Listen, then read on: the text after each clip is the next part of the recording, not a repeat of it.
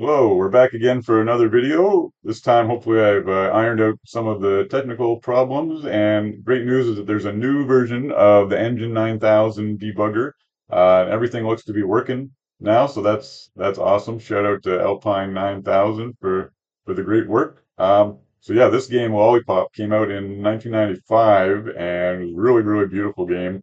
Um, I don't know if a lot of people have played it, but yeah, it's OCS, ECS, and the graphics are great, and there's a lot of effects. So if you haven't seen this level, this is the second last level. Let me just show you here, and just a disclaimer that it's a little slower in this debugger than it would be normally.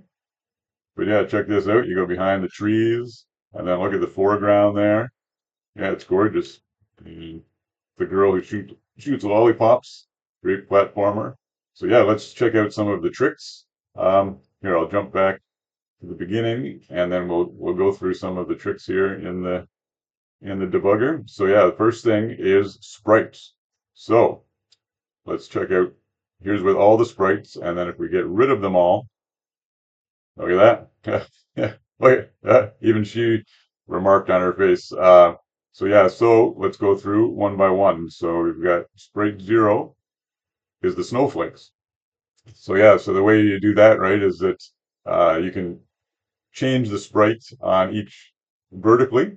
So you just put one sprite uh, and then move it down. That's all baked into the hardware. So a lot of games will have these kind of effects using sprites, so doing rain or snow or whatever.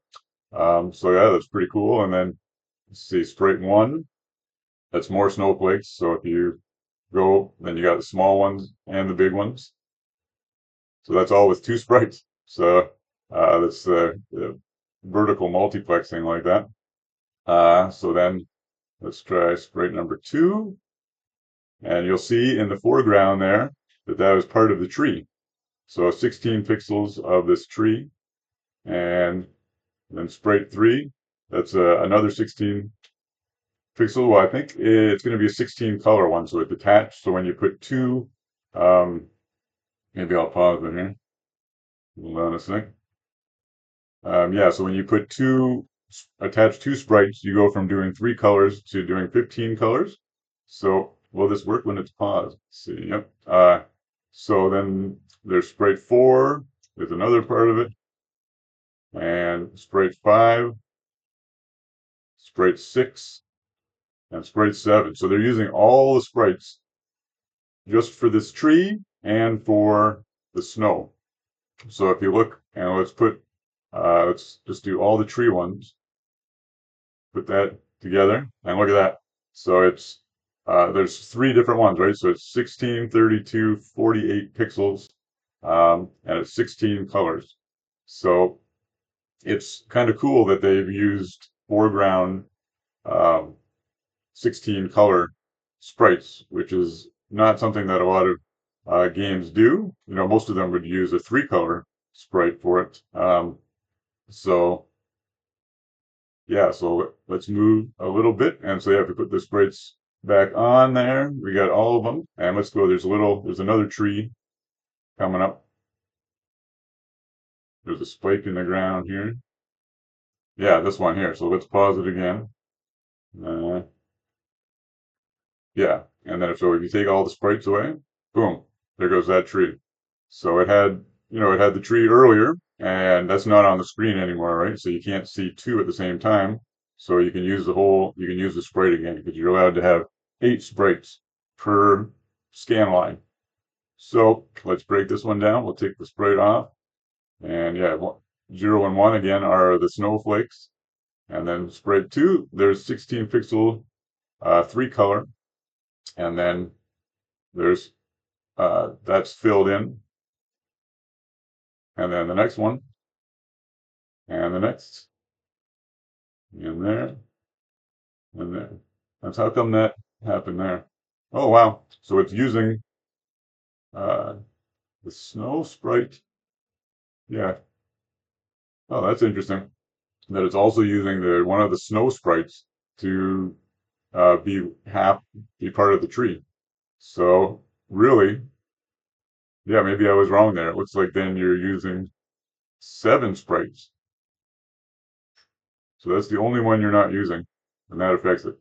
So yeah, let's go back and see that other tree. See, maybe I was wrong about that, and it's doing the same thing using all 7 sprites. So yeah, pause that and check out this tree again. Oh yeah, so that's why it looks a little funny. So it also is using 7 sprites. So amazing. And but the character, is not a sprite, which a lot of times they'll do that, but they didn't. So yeah, this is in 32 colors, this game, and what makes it unique also is that it has parallax, not only in the foreground with the sprites, but also in the background. But yet it's not dual playfield, and it's using 32 colors, which um, I've seen before. But let's break down and make sure it actually is using 32. So that would be 5-bit planes. So 0, 1, 2, 3, 4 would be using all of those, I think. So if we take away 7, it shouldn't affect it. Take away 6, it shouldn't affect it, and 5 shouldn't affect it. But if we do 4, let's see if it affects it. See, it does. So it's using all of these uh, bit planes here, 0, 1, 2, 3, and 4. And so, because if we take all of them off, take that off, and that off, and that off, and that off, then look, we're just left with the copper sky, and the sprites. So you take the sprites off, you just get the copper sky, and there's the sprites, and then boom, put all the bit planes back on. So it's very cool visualization. Um, yeah, so 32 colors and parallax. So the way they do that is by using the blitter to scroll the background instead of using dual playfield mode. Because if you'll remember from the Lionheart video, dual playfield on OCS uses 6 bit planes, and this one only uses 5. So you can with dual playfield you can do hardware scrolling that it's built in to be able to do the scrolling for the even playfields and the odd playfield. But here we just have the hardware scrolling for the front playfield, and then it's using the blitter for the entire background, which I can show you now because the blitter visualizer is working, which is a really cool part of this tool. So if you hit the blitter visualizer um, right here and then unpause it, then yeah, look at this. All those boxes are the blitter. So you'll see in the background there to the top of the mountains, see how it's, I think you can see my mouse pointer here, right here is the top of the line. So it's blitting right from here, where I'm pointing, right down to here, or probably even right to the bottom of these mountains. So it saves by not doing this part at the top, right? Because if it tried to do the whole thing, it probably wouldn't be quick enough. And I think the game is at 25 frames per second, like the action is. I think it scrolls at 50 frames per second, but the um, the characters, the enemies and stuff are at 25 frames per second. But if you had to blit the entire background and in 32 colors, don't think you could do it quick enough. Case in point is now the Addams family, which has now been finally discovered that the parallax backgrounds were there the whole time. That's also in 32 colors. And with the parallax backgrounds, they're the full screen. And it seems that it's not fast enough. The Amiga 500 is not fast enough to do that without it being jerky. But this game discovered that you could just do part of the screen. And I think it's called mask blitting. I'm not an expert on all the stuff. I just kind of a big fan. But I've read that mask blitting is what you call it when you're doing big blitz in the background like that, because it's masking out uh, other foreground areas. I guess, um, yeah, we'll see more of that when we scroll a bit. So Here we go. So you'll see, whoop, I died. You'll see the boxes. Oh, hold on. Yeah, I gotta get better at this. Okay, so you can see the little boxes around the enemies and boxes around myself, the character, because it's blitting me, it's blitting everything. Whereas in Lionheart, there's not that many blits because it's a lot of sprites. Here it's blitting a lot. Um, so you can even see if I move this over, you can see the blitz. It's hard to read, but there's quite a few there per frame. And let's see, does it go all the way down to the bottom? No, it doesn't. You see, it only blitz to here. So there's keeping it into this small strip. Flimbo's Quest, I think, was the first game on the Amiga to do this mask blitting and to use 32 colors also.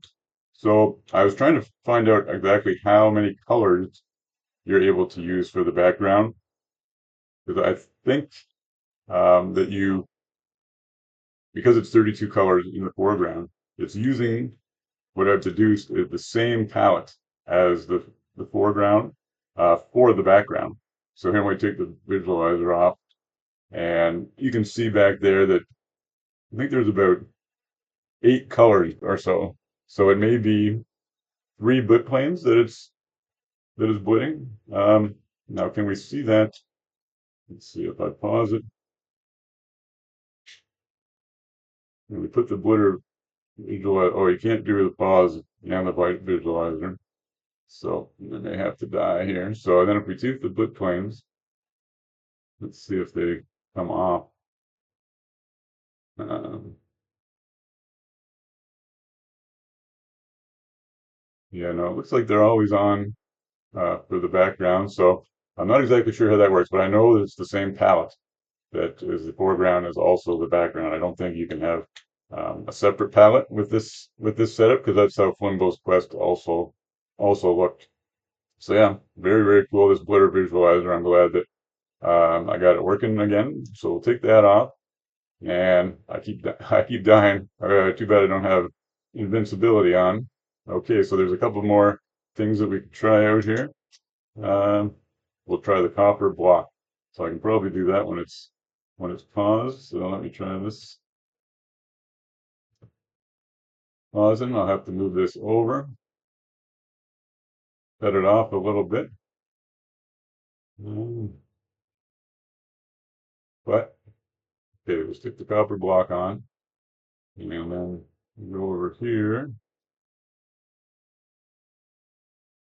And yeah, this is a really cool tool. So if you go to the top and you come down, see it does all the copper sky. It paints the whole thing. So yeah, the copper, the coprocessor is a really powerful tool. Gives you a lot more colors, and everyone, the Amiga is pretty iconic for always having these kind of copper skies because definitely adds to the color count. So uh, yeah, and the copper won't be doing anything really here with all the blitz for the scrolling. And we'll take that off. And then audio wise, the audio is not doesn't work perfectly in the emulator, but we can try it. Um, yeah, the song it's not doesn't work great, but I'll just quickly show you each audio channel. Uh, the first one just has that little tiny sound. And there's one. So then you combine all those and have the whole song. And there's no sound effects. It's kind of too bad they didn't do sound effects. Maybe they just wanted to have a more higher quality song, but I'd always prefer them to do, cut back on the quality of the song and have some sound effects. Okay, and then so the last thing we'll show is the DMA stats. Take the audio off, and yeah, DMA stats and unpause it. Play along here so you can see that the copper is not doing much, but the blitter, see the blitter going crazy. Let me put the visualizer back on just so you get an idea again. See all that, and doing the whole background really takes the blitter, and really taxes it. So, uh, and then, sorry, I'll move this down, and you got the CPU working a bit. Bitplanes uh, at about half. Sprite is showing nothing, even though there's a sprite in the foreground. So audio not much, and then total. Yeah, see, it's 3/4 of the way there. I think that's how it works. Is that goes? Don't quote me for sure, but that goes. The total there is the limit, and so it's 3/4 of the way to the limit. On this screen at this point. Um, but I'm not 100% sure on that. So yeah, and then here's some. I'll just go a little farther to show you more of this level. There's some more sprites in the front. So yeah, they're using the sprite budget. Um, yeah, it's interesting if they would have maybe been able to make it a little faster by doing sprites as the main character and not using sprites for the foreground, especially not 16 color. But I think it looks pretty amazing. So it's cool that there's so many different ways you can go. There's another foreground parallax. So you've got pretty much 3 layers, right? You've got the foreground, you've got the middle ground, and then you've got the background, all scrolling at different speeds. And looks beautiful. This is quite the game. So yeah, I think that's about it. Very, very beautiful game, and yeah, let me know if you guys want me to check any other games or any specific areas in a game. I'm up for trying anything. So thanks so much for watching, and hopefully we'll see you soon.